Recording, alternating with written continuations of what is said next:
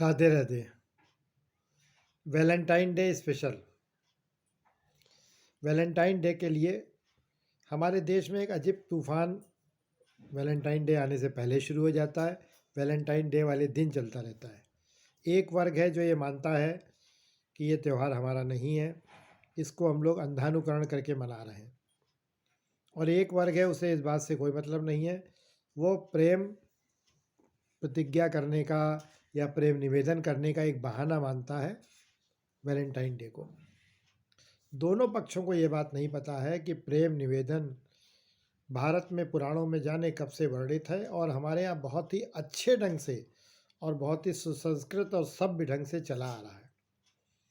तो मैं इस विवाद में न पड़ के कुछ अच्छी सी कहानियाँ आपको बताता हूँ जो प्रेम निवेदन को लेकर के हमारे यहाँ जाने कब से चली आ रही है और आप उसको जानें और समझें। सबसे पहला प्रणय निवेदन, जिसको स्वीकार करने में महिला ने गलती कर दी और तत्काल स्वीकार कर लिया और बाद में पछताई, ये था राजा दुष्यंत और शकुंतला का। राजा दुष्यंत ने प्रणय निवेदन किया, शकुंतला ने स्वीकार कर लिया, लेकिन बगैर किसी शर्त के या बगैर जाने समझे। उसका नतीजा ये हुआ कि राजा अपनी राजमुद्रा तो पहचान सकते थे, एक अंगूठी, लेकिन अपनी प्रेमिका को नहीं पहचान पाए। कितनी अजीब सी बात है, राजा अपनी राजमुद्रा पहचानने को तो तैयार थे, लेकिन अपनी प्रेयसी की शक्ल भूल गए। शायद इसका बहुत बड़ा प्रचार हुआ भारत में, बहुत बड़ा प्रचार हुआ। और एक नाविक की लड़की, उसका नाम था सत्यवती। सत्यवती नाम बाद में हुआ, पहले नाम उसका था मत्स्यगंधा। मत्स्यगंधा इसलिए था कि उसके शरीर, क्योंकि वो एक नाव वाले की लड़की थी, यात्रियों को इधर से उधर ले जाया करती थी और उसके शरीर से मछली की दुर्गंध आती थी जो पास में बैठने पर अच्छा नहीं महसूस होता था। मत्स्यगंधा, सत्यवती नाम से उसे जानते हैं। आपने महाभारत देखी होगी तो उसमें राजा शांतनु को इस पार से उस पार लगाती है। सबसे पहले उससे मोहित हुए ऋषि पाराशर और उन्होंने प्रणय निवेदन किया। उन्होंने उनसे प्रणय निवेदन किया कि मैं तुम्हारी सुंदरता पर मोहित हूँ और एक साथ तुम्हारे लिए एक बार समय बिताना चाहता हूँ। सत्यवती ने ऐसे हाँ नहीं किया। मत्स्यगंधा, उसने उस समय वो कहलाती थी, उसने एक ही शर्त लगाई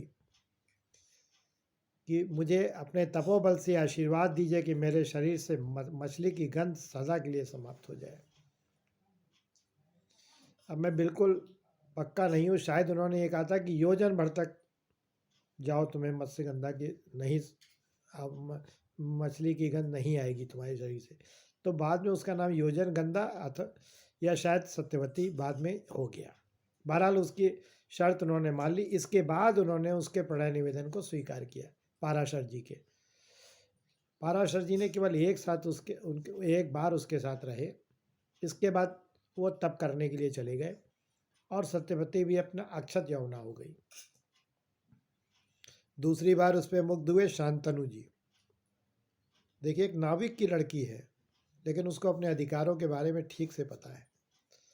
उसने उनसे भी शर्त लगाई अपने पिता के माध्यम से कि मेरा पुत्र ही राजा होना चाहिए और कोई नहीं। और शांतनु को ये स्वीकार करना पड़ा और आगे के इतिहास आपको पता है। तो भारत में प्रणय निवेदन कोई नई घटना नहीं है। भारत में प्रणय निवेदन पहले से होता रहा है, लेकिन बहुत ही सुसंस्कृत और सभ्य तरीके से। आजकल के तरीके से नहीं कि बाग में बैठे हैं और अश्लील क्रियाएं कर रहे हैं। इसको वैलेंटाइन डे मना लिया जाता है। वैलेंटाइन डे की ज़रूरत नहीं है प्रणय निवेदन करने के लिए। स्त्री और पुरुष का एक दूसरे का पूरक होना जरूरी है। शायद ये बात आप कह सकते हैं कि ये तो महिला ब्लैकमेल कर रही है। नहीं, महिला ब्लैकमेल नहीं कर रही है। स्त्री को पुरुष के साथ रहना है। मैं आपको एक तीसरा उदाहरण बताता हूँ जो इससे भी बढ़ के है। जहाँ स्त्री पुरुष के साथ रहने के लिए तैयार है, पुरुष की हर बातें मानने के लिए तैयार है, लेकिन उसके साथ सहवास को नहीं। कहती है प्रेम एक तरफ से नहीं होता है, प्रेम दोनों तरफ से होता है। लोपामुद्रा नाम की एक बहुत बड़ी अप्सरा थी। लोपामुद्रा को आप शायद जानते हो, जिसने एक हमारे यहाँ के वेद हैं, वो उपनिषद हैं, उसमें 11 मंत्र लिखे। उपनिषद के 11 मंत्र, रति क्रीड़ा से संबंधित 11 मंत्र उन्होंने लोपामुद्रा ने लिखे हैं। लोपामुद्रा और उनके सहेलियों ने मिल करके, साथियों ने। तो लोपामुद्रा के महर्षि अगस्त ने लोपामुद्रा से विवाह कर लिया। उनके पिताजी के ऊपर बलपूर्वक एक तरह से हमला करके या उनको दबा के लोपामुद्रा से को साथ शादी कर ली, विवाह कर लिया। लोपामुद्रा घर चली गई। अगस्त ऋषि अपने आश्रम में रहने लगे और लोपामुद्रा पत्नी की तरह उनकी सेवा करने लगी। उनके पैर दाबना, समय पर उनको खाना देना, दूध पिलाना, पानी देना, जंगल से जड़ी बूटी काट के लाना, सारी सेवा उनकी करती रही। अभी उनके बीच शारीरिक संपर्क नहीं हुआ है। इसके बाद आता है समय प्रणय निवेदन का। अगस्त ऋषि लोपामुद्रा से प्रणय निवेदन करते हैं। तो लोपामुद्रा कहती है प्रेम कोई ये नहीं है कि एक हाथ से एक की इच्छा से प्रेम हो जाए, प्रेम दोनों तरफ से होता है। अभी मैंने तो आपसे प्रेम करना शुरू नहीं किया, आपने मुझसे ज़बरदस्ती विवाह किया है, क्योंकि मेरे पिताजी डर गए थे और वो उनके आगे कोई ऑप्शन नहीं था, कोई चारा नहीं था, तो उन्होंने जो है मैं आपके साथ मेरी शादी कर दी, लेकिन मैं आपसे प्रेम करना नहीं शुरू की हूँ। अगस्त जी ने कहा ऐसी क्या बात है, क्यों नहीं, मुझ में कौन सी कमी है। कहने लगे देखिए मैं एक राजमहल की रहने वाली हूँ, मैंने यहाँ के कंटकाकीर्ण जीवन की आदी नहीं हूँ। प्रेम करने से पहले मुझे ज़रूरी है कि मेरी भी ज़रूरतें आप पूरी करें।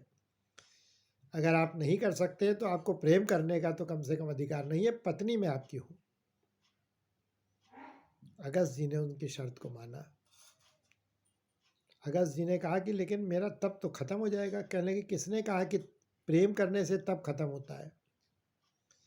अगर आप मुझे ज़बरदस्ती अपनी पत्नी के रूप में सहवास करेंगे तो आपका तप हो सकता है नष्ट हो जाए, लेकिन प्रेम करने से आपका तप बिल्कुल नहीं नष्ट होगा, क्योंकि प्रेम अलग चीज़ है और तप अलग चीज़ है।